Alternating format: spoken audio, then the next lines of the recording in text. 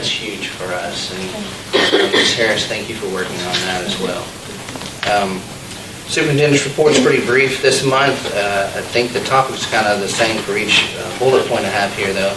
Last Wednesday, I spent a good portion of the day over at the Sheriff's Department for good reason.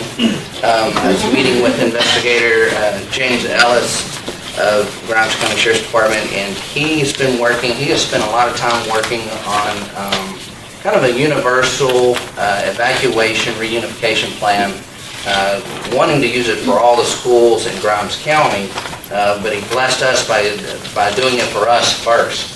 And so he's coming to the close of putting that plan together, and he had 5 or 6 FBI agents that came, reviewed the plan with him as he went through it. It happened that 2 of those FBI agents were lead investigators on the Santa Fe incident. So to provide he and I with information we never would have known about, insight for us to think about for our district, for our county, our community, that was a blessing. And he reached out to me, asked if I wanted to come to the meeting, and I learned a lot. I've benefited from that meeting a lot, so thank you, Mr. Ellis. Along the same lines as for safety, our safety committee's been meeting since the beginning of the year. Some of the things we looked at doing for our campuses to kind of secure those were installing access doors or buzzer doors.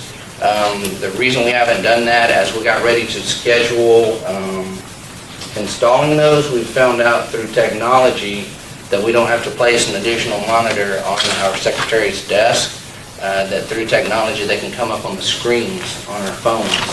So now we are kind of not back at square one, but what is an estimate for this type of technology? So we're still working on that. Another thing Mr. Ellis has worked extremely hard on, again for the whole county, and we get the benefit from it. He has been in touch with people, and these are called bleeding control kits. It's kind of tourniquet type thing that he's purchased for all the schools in the county. So we'll have one of these. It may not be the same one. I think I got this one from somebody else, but the same premise. And they'll go in every classroom in our district, in every common area. But if you see these people that I'm about to mention, please pat them and thank them on the back, because we had community members that donated the money to purchase these. So if you know Green or Kathy Smith, Scott Fennell, or Miss Tammy Harvey, those people provided the money. It just took 3 people in our community, and we have, I think, 80 plus of these coming to our district.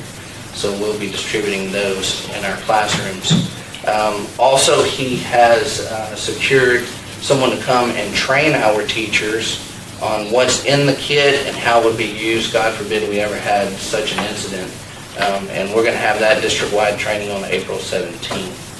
And the only other thing I have is we have Special Olympics going on tomorrow in Navasota. So if you have some free time, that's always a great event. And feel free to stop by Navasota Football Stadium, because that's where that will be going on. And that's all for the superintendent. Okay, thank you. We'll go back to public forum. Mr. DeHaven, you signed up to speak on the budget process. Yeah. Okay. So, Michael DeHaven, you all know my profession, so I'm all about finance stuff. And there's a couple of items that came up on the agenda that I think is a process issue that we probably need to address. I'm going to recap the budget real quick. So the budget process is a means to control spending through appropriations, budget controls, and the accountability of public funds. You gather revenues, obviously, through the various process, ad valorem, through our tax assessors, our state funding formulas, which are crazy, estimates on our local stuff. When we get that amount, then you appropriate that dollars, and you appropriate the dollars based upon achieving the goals for the school, which is educating the kids and creating a financially stable school district. Last year, obviously, we had some issues and we had to cut back on some things. Teachers didn't get a pay raise. We had cutbacks on expenses. We had supplies that were limited, but we had to make those tough decisions. I mean, we all knew that. So this approach is a holistic approach where the most accurate and available information is given to you guys to make those decisions, and those are informed decisions for the expenditures for the school year. So One of the issues I've seen on the agenda, we have a couple of contracts out there, one's employment, one is a purchase service. And I'm going to read the statement on it, recommending an expenditure increase of approximately and granted, these numbers are small, but for me, in my position, if I stole $1 versus $1 million, it's the same penalty for me, a federal felony, basically. But, and I'm not saying we're stealing money here, I'm just saying, dangerous is dangerous. If we're recommending an expenditure increase of approximately $5,001, I think $100 over the current budgeted amount for school year of 2019-20. And we'll repeat this. It's a recommendation for a spending increase for a future school year. By doing a recommendation and a possible vote on a future school year, you're circumventing the budget and budget process and the budgetary controls. The budget process for 2019-20 school year is not 4 to 5 months away. And so recommending those expenditures is kind of reckless in my view. And like I said, these dollars are small, but it could be a small dollar now, it could be a large dollar later on. We wouldn't want to be making decisions now for pay plan increases, for increase in maintenance expenses, adding new copier leases, just anything until we saw the budget and what our checkbook could actually pay for. And that's called the budget process, and that's the accountability of those funds. And so it might have been customary over time to actually approve expenditures for future school years before the budget is approved, but I think those customary processes might have been one of the reasons that got us into the fund balance and kind of the budget issue that we're all focused on right now. So I'd like to make 3 recommendations, and I'll give you this paper if you don't have to write them down. But to have a written budget policy stating that all the expenditures of how they are developed, approved, and monitored for all those revenues and expenditures. Now within that policy, there needs to be a statement saying that no future school year's expenditures, and I'm going to call these service level adjustments, so it'd be expenditures outside of your previously approved budget, because we know we have expenditures that go year to year. But if you're increasing your expenditures for O&M, those need to be gone and approved through the budget process, so it's taken holistically. My other recommendation, I don't know if this is possible, but to align your contracts with your budget process, so it all falls in. But if you can't do that, if you could align the financial pieces of it, those fiscal items in the budget to go into your budget process. That way you're taking a look at everything as a whole. And so that's all I had, my short stuff, and I'll give you the recommendations. Okay. We have signed up Mr. Ellis, speaking of active shooter response plan. Yes, sir. My name is James Ellis. I'm an investigator with the sheriff's office here. Just to kind of hit a little bit more on what Mr. Martindale spoke over the active shooter response plan, I just wanted to say, the planning phase for this particular plan started before this last school year, the end of the summer last year. And I just wanted to take this opportunity in front of all the board members and different community members here in Iola just to express my appreciation for Mr. Martindale. There's been a lot that actually went into the planning process, and I've asked a lot of Mr. Martindale, and he's been there every time I've had to pick up the phone and make that phone call. And also, I just wanted to say, as a community member here in Iola, to each one of our board members, your service is greatly appreciated. Thank you. Okay. Item number 4, consideration of the consent agenda. Any discussion? Discussion, okay, motion. So moved. A second, motion by Tammy, second by Jason. Those in favor, raise your hand. Motion carries 6-0. Item number 6, consideration of contract with Interquest Protection Canine. So what we have here, Interquest is essentially we call it our drug dog. They come 10 times a school year, so there's 1 month where they come twice. The dog is trained to detect over-the-counter medications, controlled substances, gunpowder, so forth. When they come, they walk through our hallways and they walk through our parking lots. Another key safety measure that I think is important to our district and our kids I would recommend we keep it. The issue we have now is that they want to increase the amount per visit by $10. So I plan to recommend the Board of Trustees approve the contract for 2019-2020 with the $10 per visit increase. The board may deal with this issue the way they want, following Mr. DeHaven's information he's provided for us. So I'll leave it at the board's mercy. Well, if we don't sign the contract with them now, I don't think it'll be, I think we can go back to it. I don't think there's a deadline for us to submit it. I think we were trying to be proactive and get the contract we've done. always renewed it this time of year, though. True. I'm not aware of a And deadline. not to discount what you're saying, but I don't think that's Sure. we're putting off to down the road. I think we Okay. should tend to it tonight and it's on the agenda. And I recommend you approve the contract for 2019-2020. I make that motion. Second it. Okay, motion and second, any discussion? All those in favor, raise your hand. Motion carries 6-0. Item number 7, consideration of approval of the School Health Advisory Council recommendation. That is our SHAC committee. It's a committee that meets 4 times a year, I believe, 3 or 4.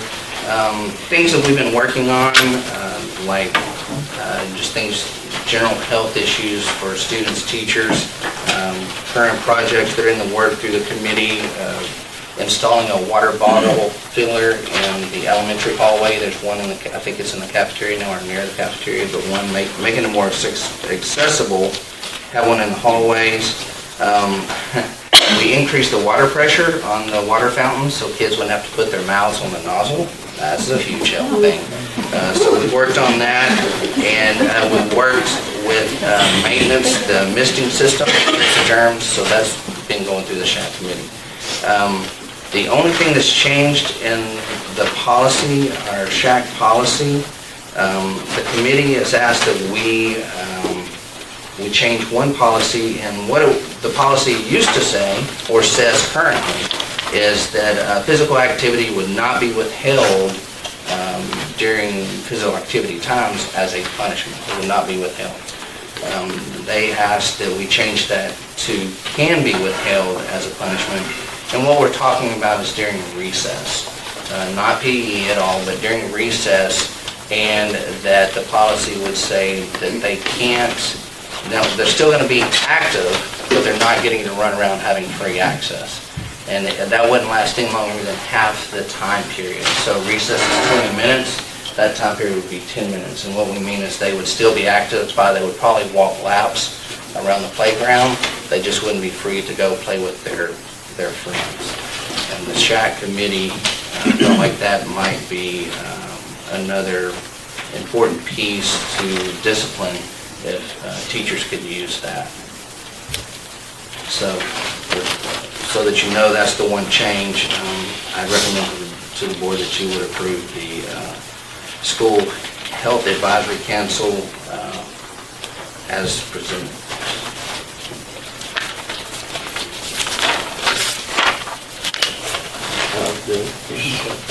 Motion, will do. Second. Those in favor, any discussion? Those in favor, raise your hand. Motion carries 6-0. Item number 8, consideration of certified instructional material allotment for TEAC certification. Ms. Harris, do you mind speaking to this one? Sure, that's fine. Well, no, that's okay. Go ahead.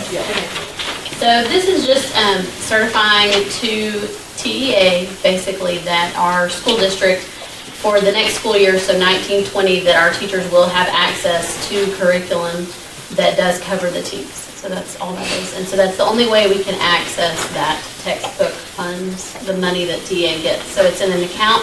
Only way you can get it is if this is signed and said that they have the access to that. So essentially, they have the money that we would need, they release it when we say our current materials Yes. teach the TEACs.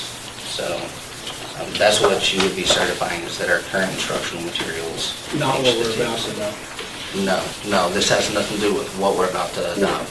This is so they would release the funds for us to pay for that adoption. Okay. So moved. Discussion. Second by Scott. Any discussion? Those in favor, raise your hand. Motion carries 6-0. Item number 9, consideration of high school course catalog and innovation courses.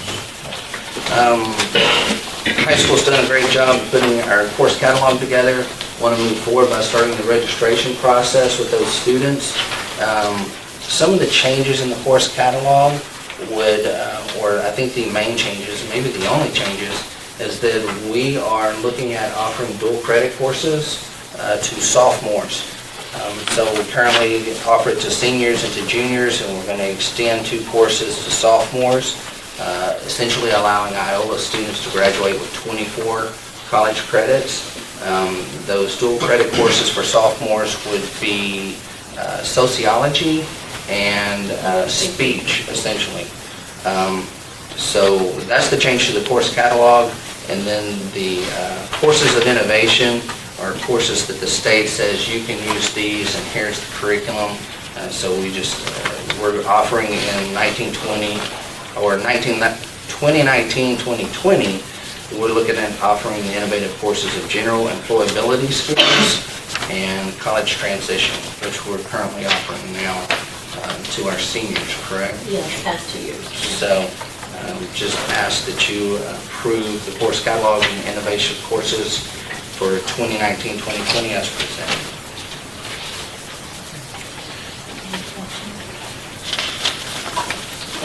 I move to approve the high school course catalog and courses of innovation as presented. Second by Luke. Any discussion? Those in favor, raise your hand. Motion carries 6-0.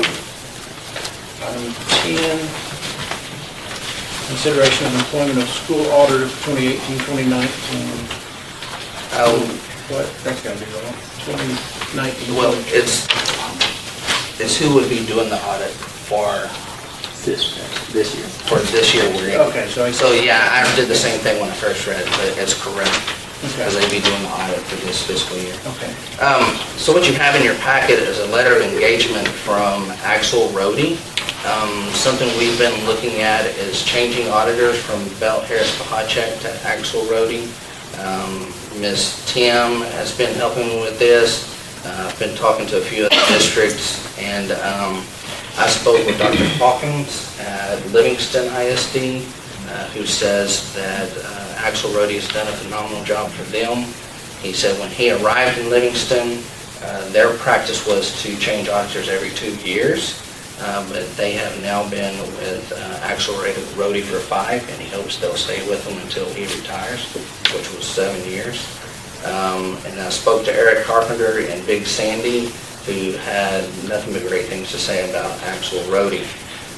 So as we explored this option, they actually sent 2 partners from the Lufkin office and met with us. We kind of interviewed each other back and forth, and they said that they would send us a letter of engagement, which is what you have here. During that process, the auditors that just finished our audit and presented it, Belt Harris Pahacek, they sent us a letter of engagement. So you can see some dollar figures there that what we paid Belt Harris Pahacek this past year was $13,475, and their current letter of engagement to do our audit again has increased by almost $10,000 to $23,419. But Axel Rohde says that they can provide this service for $15,000.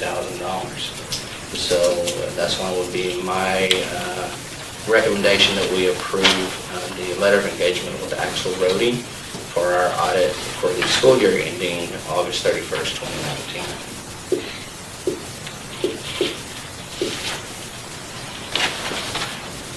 I make a motion we send the new absolutely.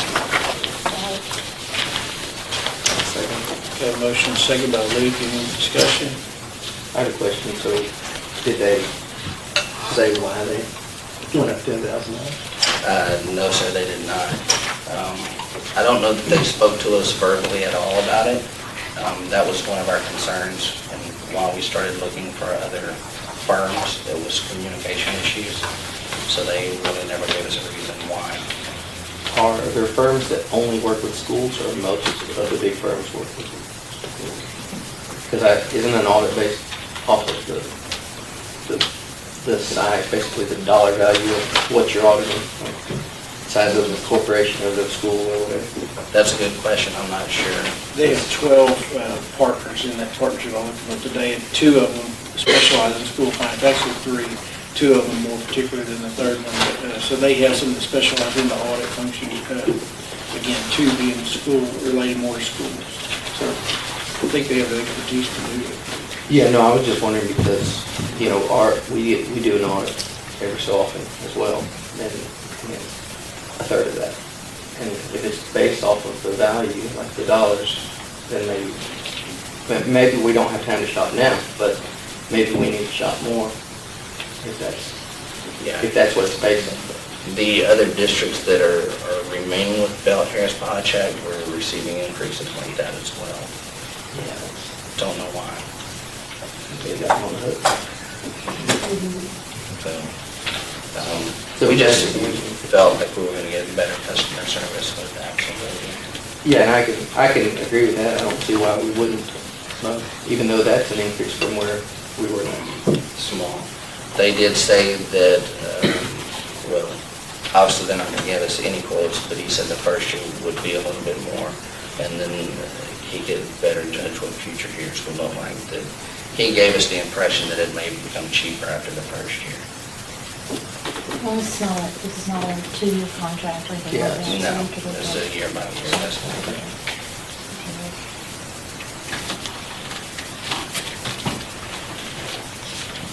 Okay, we have a motion, a second.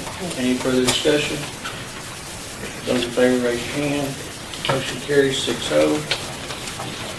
Item number 11, personnel. Okay, so we're going to go into closed session under 4071 at 7:06.